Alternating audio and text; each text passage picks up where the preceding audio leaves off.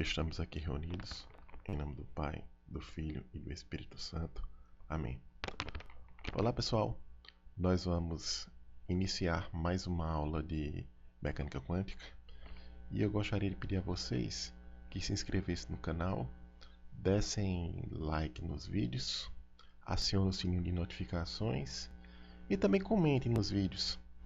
Isso vai nos ajudar bastante no acompanhamento das turmas e também para que outras pessoas tenham acesso ao conteúdo destas aulas. O tema da aula de hoje é o princípio da incerteza. Este princípio, ele trata-se de uma lei fundamental da natureza, observada apenas a nível quântico, que diz basicamente que é impossível medir com precisão de 100% simultaneamente a posição e o momento linear de uma determinada partícula. Na verdade, a precisão nas medidas da posição e do momento linear da partícula, elas estão correlacionadas da seguinte maneira.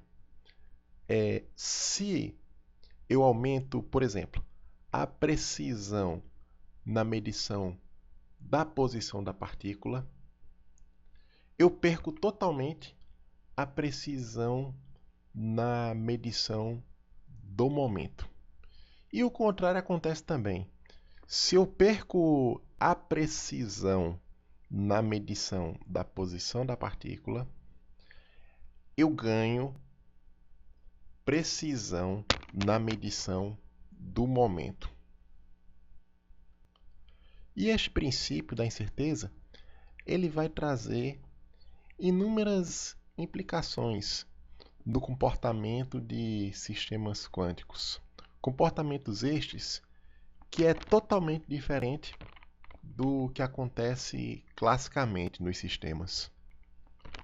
E de onde vêm estas incertezas nas medições da posição e do momento da partícula? Estas incertezas, elas surgem da própria natureza da onda de matéria. Vamos ver aqui. Aqui eu tenho uma fonte quântica, uma fonte de uma determinada onda de matéria. Pode ser, por exemplo, uma fonte de elétrons. Aí o que acontece aqui? Eu vou colocar aqui nessa fonte um sistema de eixos. Aí eu tenho aqui os eixos coordenados. E saindo daqui, eu tenho uma onda quântica. Então, vejamos. Aqui, olha. Vamos colocar aqui uma certa onda. Esta onda, ela é representada por uma função de onda, que é a função aqui das coordenadas x, y, z e do instante de tempo t. E aqui, por exemplo, aqui ela tem uma direção de propagação. Essa onda, ela vai chegar em algum receptor. Vamos supor que o receptor esteja aqui. Ó. Aí no receptor eu tenho aqui um ponto P. Aqui o ponto P.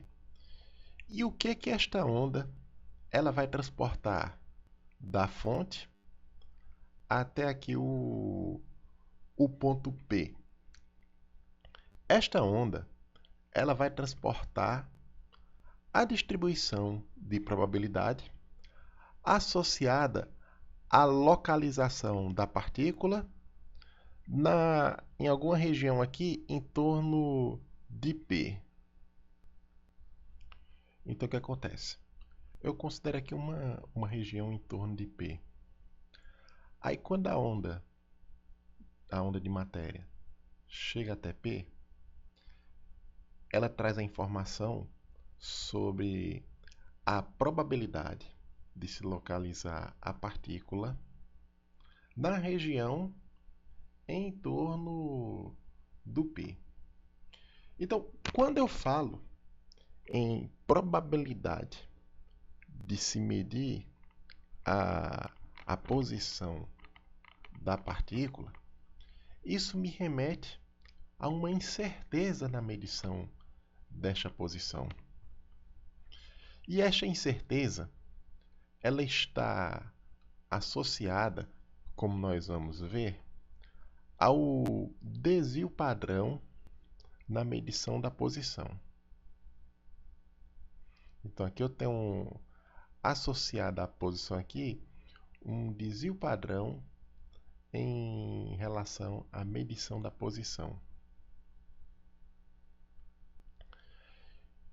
E isto vai estar correlacionado ao desvio padrão na medição do momento. Aqui, pessoal, nós vamos tratar do problema da difração de partículas e mostrar como o princípio da incerteza aparece neste problema.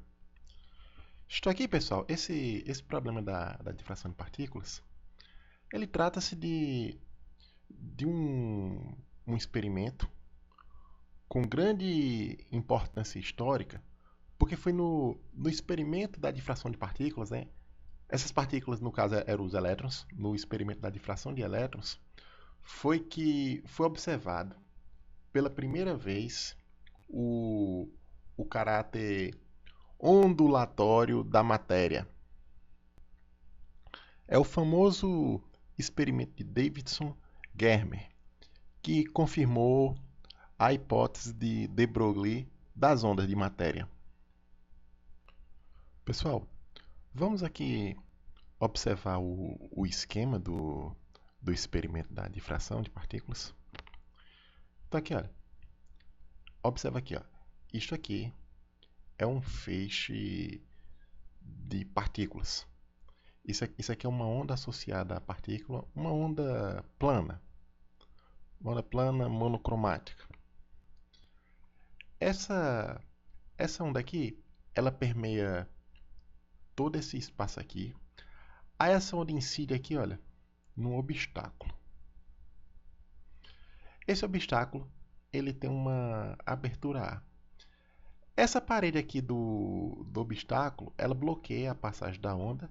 Então aqui, olha, essa onda para cá e para cá, ela é bloqueada. E só passa aqui a onda dentro da fenda aqui, dessa fenda aqui, de abertura A. Essa onda incidente, ela tem um comprimento de onda. Vamos observar aqui, olha. O comprimento de onda dela é H sobre P0. É a relação de de Broglie.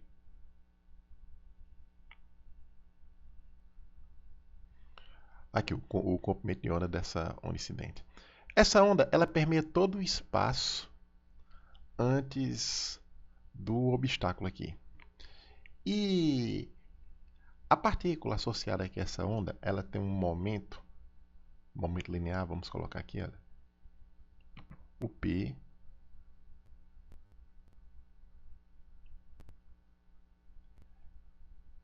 ele é dado dessa forma aqui. A componente x é zero, porque o feixe vem vertical. E a y, eu vou colocar aqui menos P0. De tal forma aqui que se a gente for calcular o comprimento de onda usando a relação de Broglie, seja dado isso aqui, onde esse P0 aqui é exatamente o módulo deste momento. Para saber como a onda vai se comportar ao passar pela fenda de abertura A, nós temos que comparar o seu comprimento de onda com a abertura da fenda. A primeira situação é o limite clássico. Então, o que acontece? Se o lambda ele for muito menor do que o A, ou seja, se eu tenho isso aqui, olha, lambda muito menor do que o A, o que vai acontecer com a onda aqui? A onda ela só vai passar, claro, isso aqui é o que corresponde à abertura, e a onda continua no sentido, vai continuar no sentido vertical. Se tiver no limite clássico, então vai acontecer isto aqui, olha. Aí vai acontecer isto aqui, olha, com a onda. Se nós estivermos no limite clássico, que corresponde ao comprimento de onda de de Broglie muito menor do que a abertura do feixe, então a onda ela chega colimada aqui, ó, nessa faixa correspondente à abertura A. Essa onda ela vai chegar aqui vai ser detectada aqui no anteparo, só nessa pequena faixa aqui, olha. Aqui.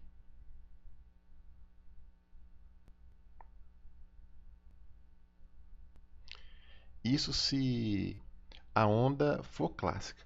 Vai acontecer a mesma coisa, por exemplo, o que aconteceria se a luz fosse uma luz e tivesse no regime da ótica geométrica.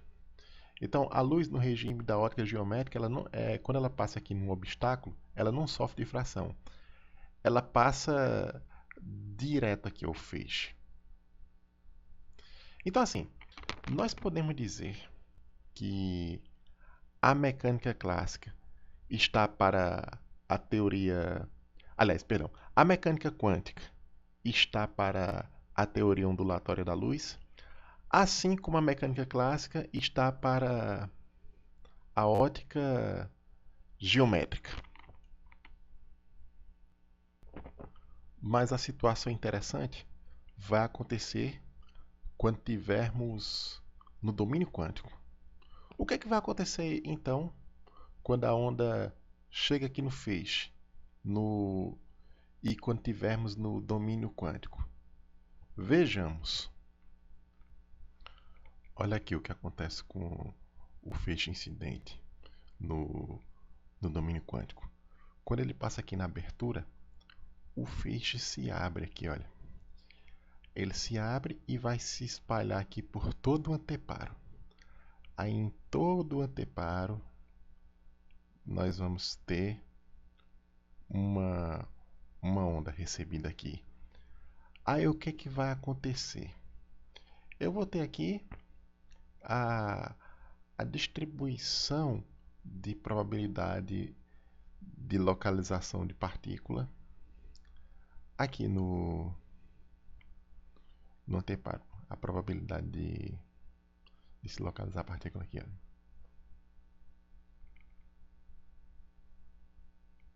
Aí o que ocorre aqui? Essa abertura aqui é então a difração da onda de matéria. Aqui, ó, anteriormente, antes de ocorrer a difração, a onda tinha um momento bem definido. Porém, a posição da partícula associada aqui ela é indefinida, porque a onda estava em todo, ela estava contida aqui em todo o espaço anterior à parede aqui, ao obstáculo. Aí quando ela incide na fenda, a onda ela é forçada a se localizar aqui, olha. Aí quando a onda se localiza aqui na fenda, então no instante em que há a incidência aqui, então a partícula associada à onda, ela tem probabilidade de estar aqui. Então eu tenho certeza que a partícula vai estar aqui, olha, no momento da incidência. Porém, não necessariamente o ponto que eu não sei o ponto que ela vai estar. O que eu sei é que a posição da partícula aqui ela vai ter uma incerteza na sua medição do tamanho da abertura. Então, eu posso dizer que a incerteza, aqui eu vou chamar de ΔX,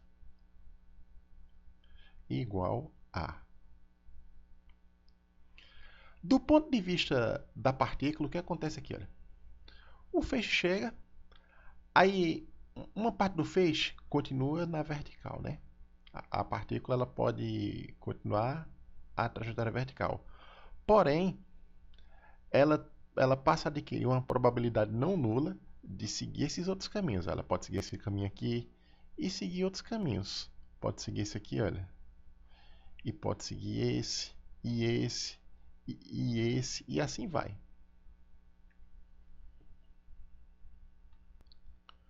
Antes de ocorrer a incidência, observe aqui que a componente x do momento é zero. Porque, claro, o feixe está na vertical aqui, mas no momento em que a partícula é forçada a passar na fenda, nós vamos ter uma indefinição na componente x do momento. Então aqui, olha, aqui é o feixe, aqui é a trajetória correspondente ao momento zero, o px0. Aqui, olha, eu tenho a componente P0 seno de θ. E aqui eu tenho a componente menos P0 seno de θ. E em cada ponto aqui, que a partícula incidir, vai ter um valor diferente para o momento.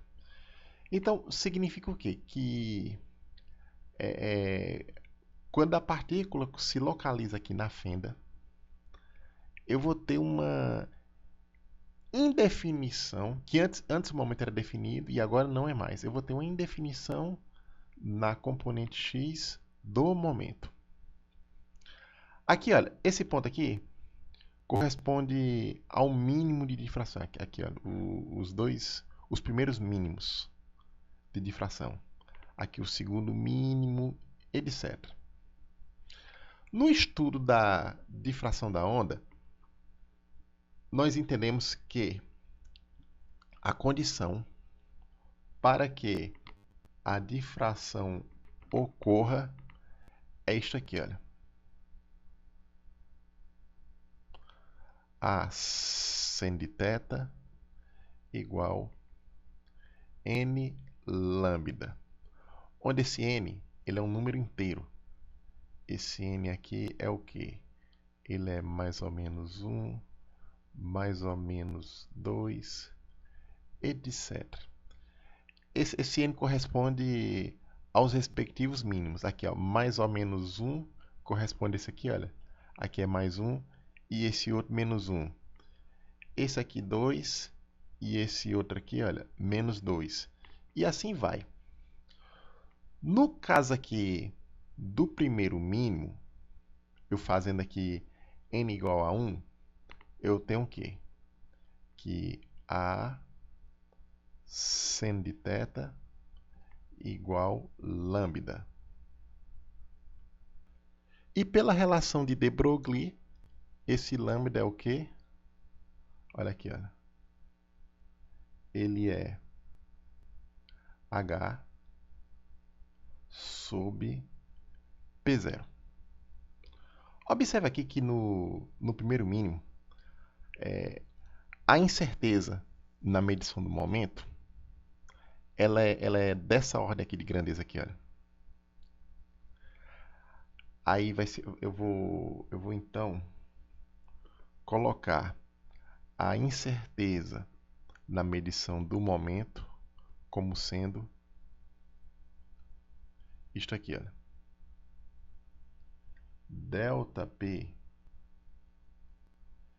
é igual a P0 seno de θ. Aí aqui, olha, dessa expressão aqui, o que que eu vou ter? Eu passo aqui o P0 multiplicando, aí eu vou ter aqui, olha, a P0 seno de θ é igual a H, a constante de Planck. Observem aqui que esse A é a incerteza na medição da posição, quando a onda é forçada a passar pela fenda. Aí o que acontece? Isso aqui é o nosso próprio ΔX. E aqui, olha, P0 seno de θ é a incerteza para o momento. Aí aqui é ΔP. Isso aqui vai ser igual a H. Então, nós temos o quê? Nós temos aqui, isso aqui é o quê? Olha, as relações a correspondência entre a incerteza na medição da posição e a incerteza na medição do momento. A gente chama isso aqui de relação de incerteza. Observe aqui que a incerteza para a posição e a incerteza para o momento, elas são inversamente proporcionais. Vejamos lá de novo no esquema do experimento. Observe aqui que se eu diminuir o A, ou seja, diminuir aqui a incerteza na medição da posição, se eu tornar a posição da partícula mais precisa, o que vai acontecer?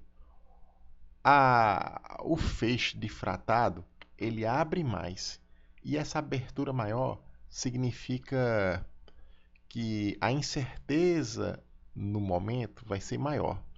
Então, se eu precisar mais aqui a localização da partícula, diminuindo a fenda, eu aumento a imprecisão na medição do momento.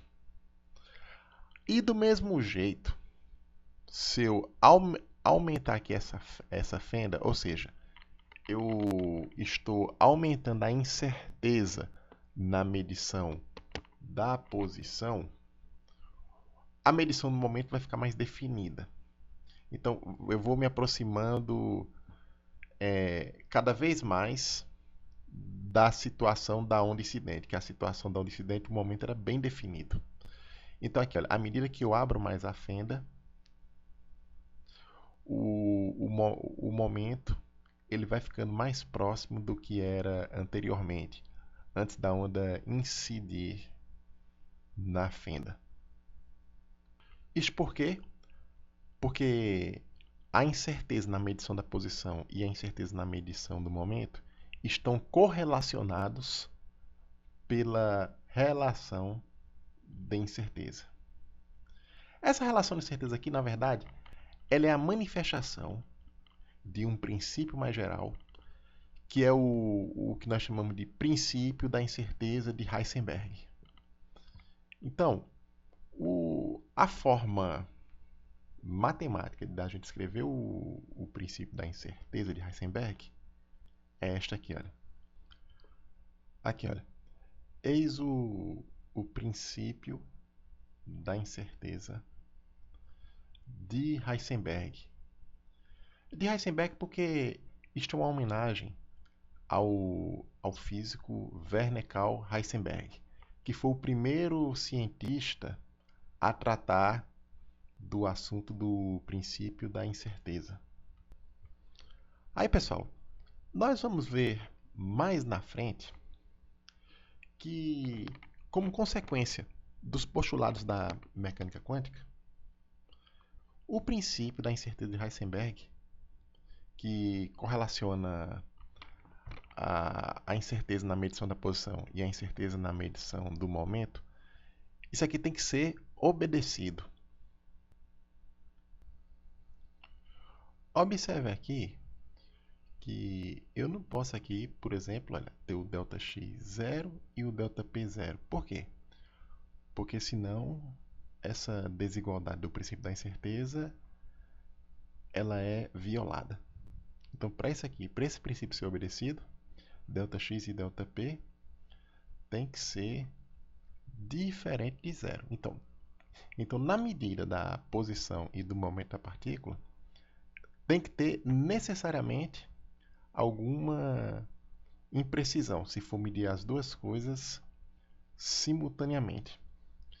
Isto por quê?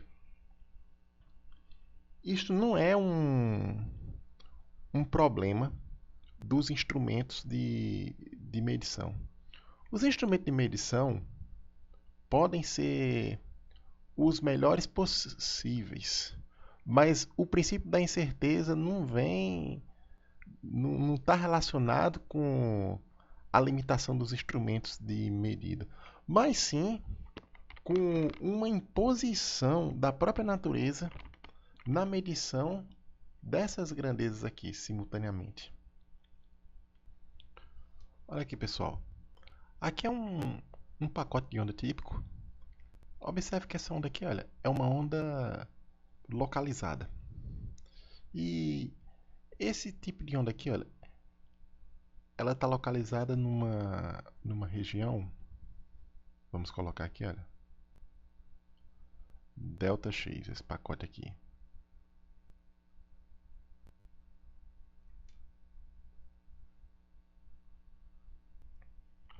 Olha aqui, este pacote de onda, ele tem uma incerteza ΔX.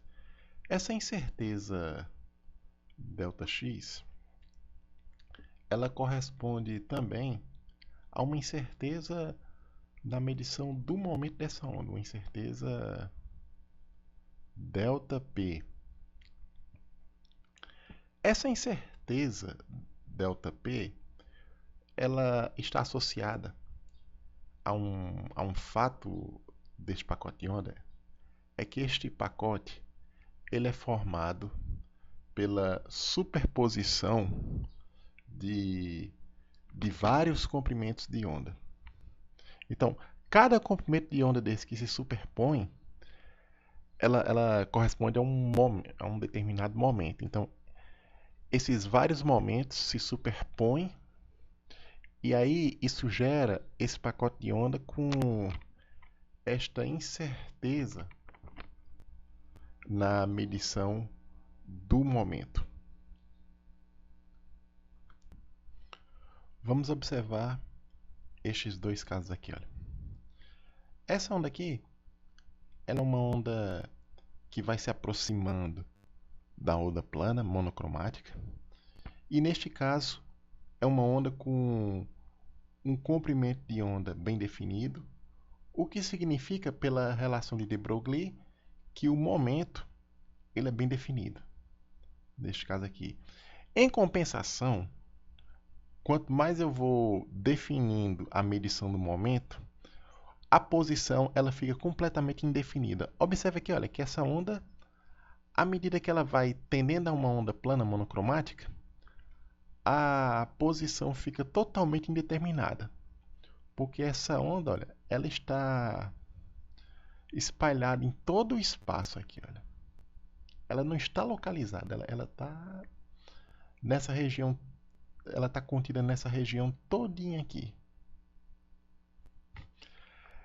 Agora vejamos essa outra aqui.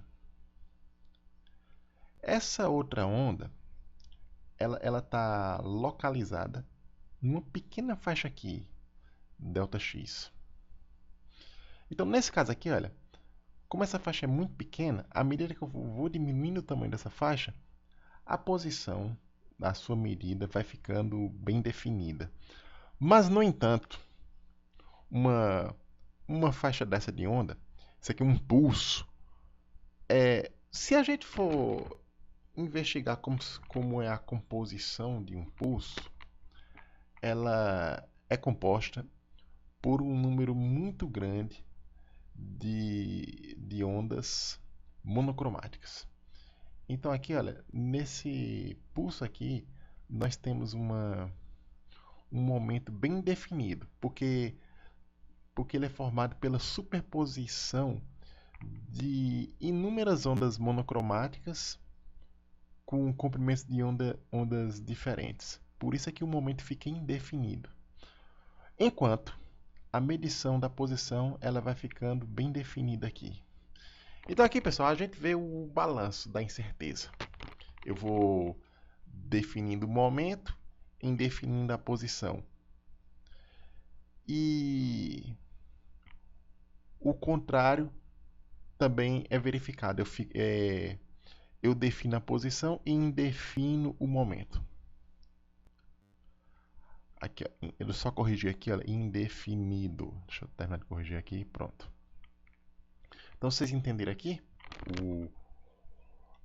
como é que se manifesta a relação de incerteza na forma da onda?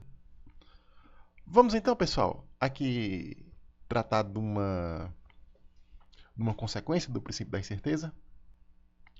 Aqui, olha, na questão das consequências do princípio da incerteza, nós vamos tratar aqui de uma delas, uma consequência muito importante do princípio da incerteza.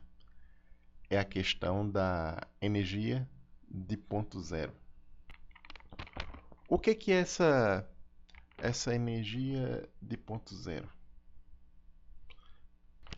Significa dizer que a partícula ela vai ter um estado de energia mínimo.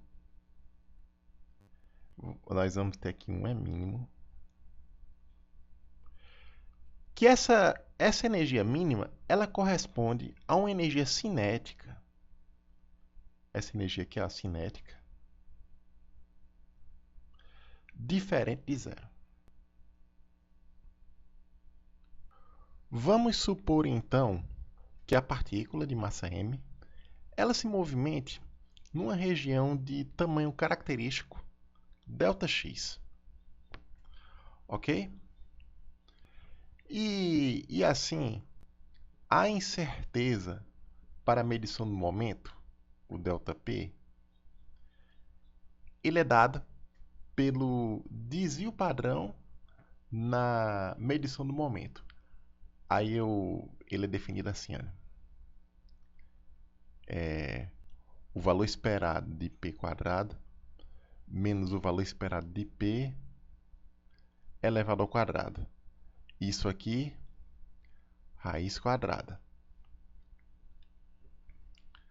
Aí o que vai acontecer aqui? Daqui, olha, eu posso isolar o valor esperado para P quadrado. Então aqui eu tenho o quê? Vai ficar ΔP ao quadrado igual o valor esperado de P quadrado menos o valor esperado de P ao quadrado. Aí aqui, olha, nós vamos ter o valor esperado de P ao quadrado igual a incerteza no momento ao quadrado mais o valor esperado de P elevado ao quadrado. Aqui, olha, nós vamos definir o valor esperado para a energia cinética como sendo o seguinte. O ΔK é o quê? É isso aqui, olha. A energia cinética é definida como sendo P quadrado sobre 2m. Como a massa é constante, né? 2 é constante e a massa é constante, isso aqui, a massa sai, aí vai ficar assim, olha. 1 sobre 2m, valor esperado para P quadrado. Aí se eu substituir isso aqui, olha, vai ficar assim, olha. 1 sobre 2m, aí vai ficar o ΔP, a incerteza para o momento ao quadrado, mais isso aqui ao quadrado. Ok, pessoal?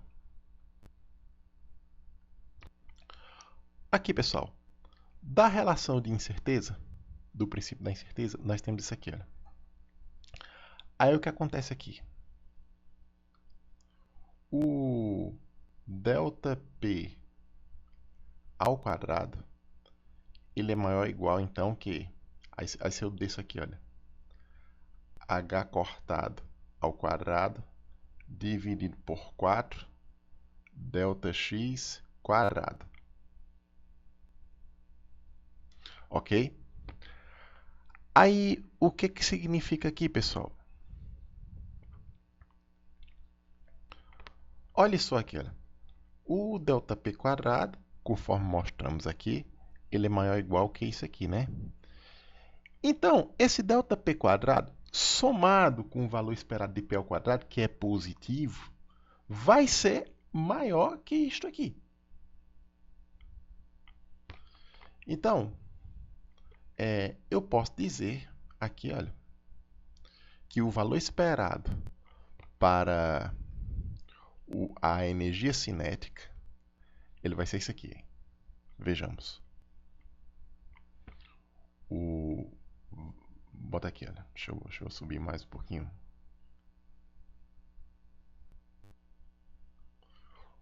O valor esperado para o K, ele vai ser maior ou igual, então, que isso aqui, olha, e dividido por 2m. Aí vai ficar assim, olha.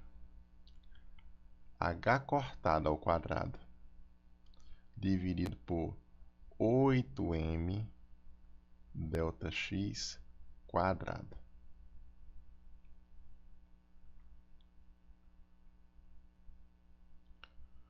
Vamos ver o que que significa esse valor esperado para a energia cinética. O que que significa esse valor esperado ser sempre maior ou igual que isso aqui? Olha aqui, pessoal. Se o valor esperado para a energia cinética é sempre maior ou igual que esse valor fixo aqui, porque tudo isso aqui é constante, o H cortado, a massa, e o tamanho característico do sistema, vamos colocar fixo. Então, se o valor esperado para a energia é maior ou igual que um valor fixo, e sendo esse valor esperado uma média, significa o quê? Que não importa os valores particulares para a energia cinética que a partícula assume, que será medido. Não importa quais são esses valores. O que importa é que nenhum desses valores pode ser menor do que esta quantidade aqui. Por quê? Porque uma propriedade da média é que a média ela não pode ser menor do que seu valor mínimo. Então, eu posso concluir aqui que o K, ou seja, um valor particular para a medição da energia cinética da partícula, ela vai ser sempre maior ou igual que h cortado ao quadrado dividido por 8m ΔX quadrado. Então significa o quê? Que esse valor aqui, ele é o menor valor possível para a energia cinética. Isso aqui vai ter profundas implicações para o comportamento dos sistemas quânticos. Por exemplo, eu tenho aqui, olha, um gás numa caixa. Um gás ideal. Então, um gás ideal, ele é formado por várias partículas livres, que não interagem entre si. A única restrição que essas partículas aqui têm é que elas estão presas numa caixa. Então, vamos considerar que esse gás seja quântico e não clássico. Então, o que vai acontecer aqui?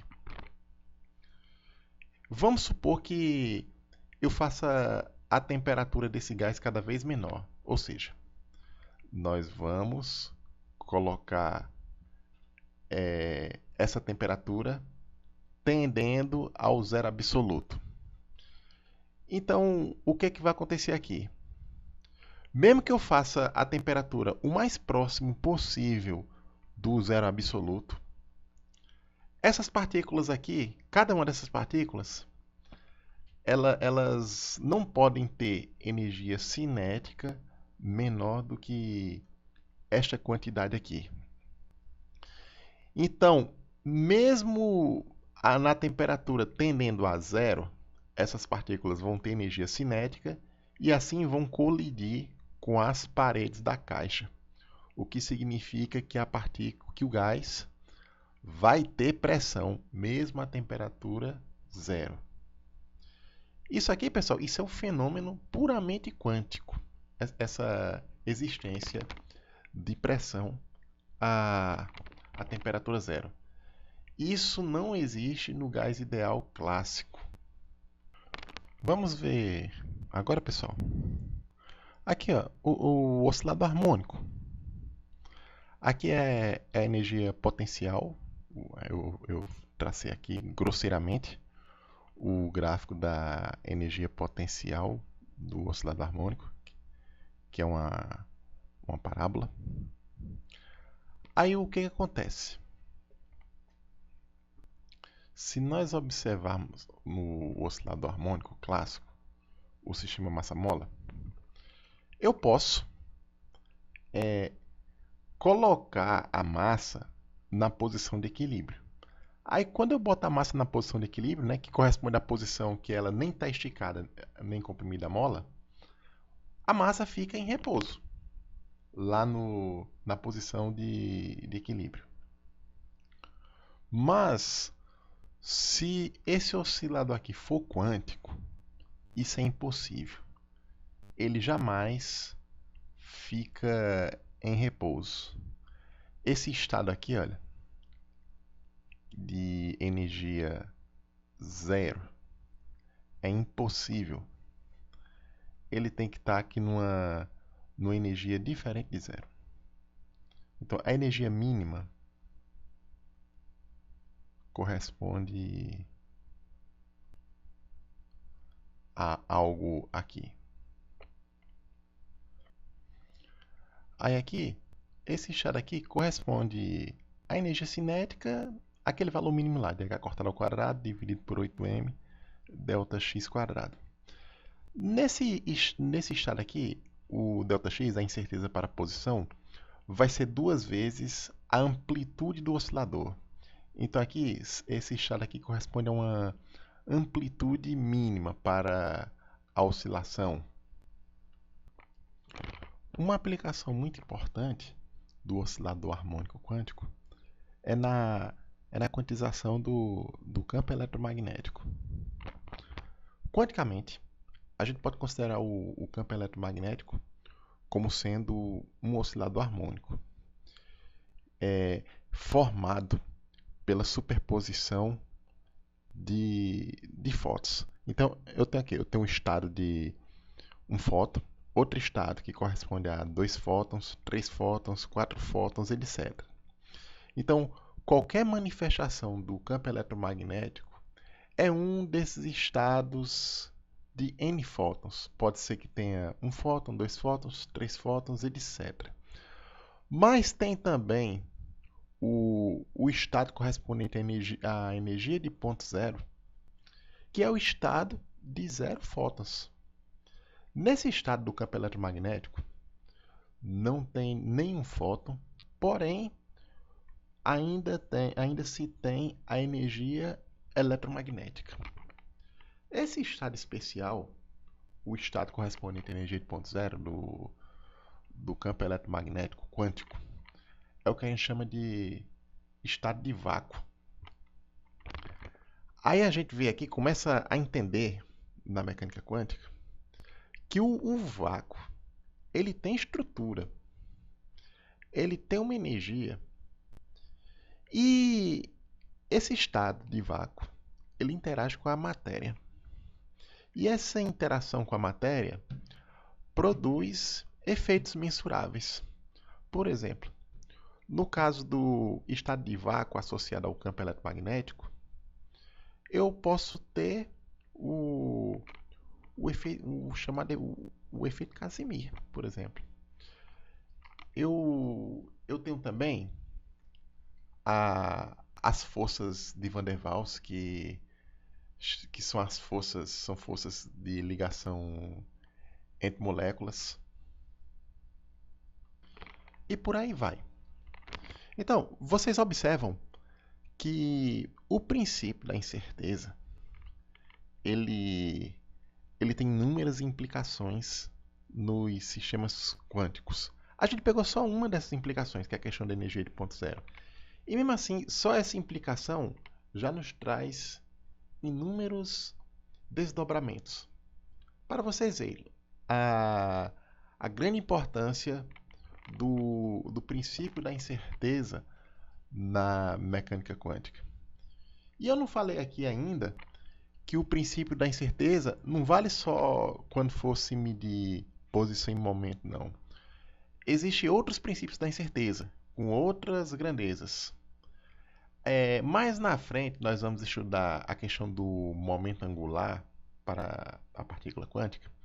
E quando você vai medir o momento angular é um vetor, aí quando você tem as componentes cartesianas do momento angular, existe o princípio da incerteza para duas componentes do momento angular. Se eu for medir duas componentes simultâneas, elas obedecem o princípio da incerteza.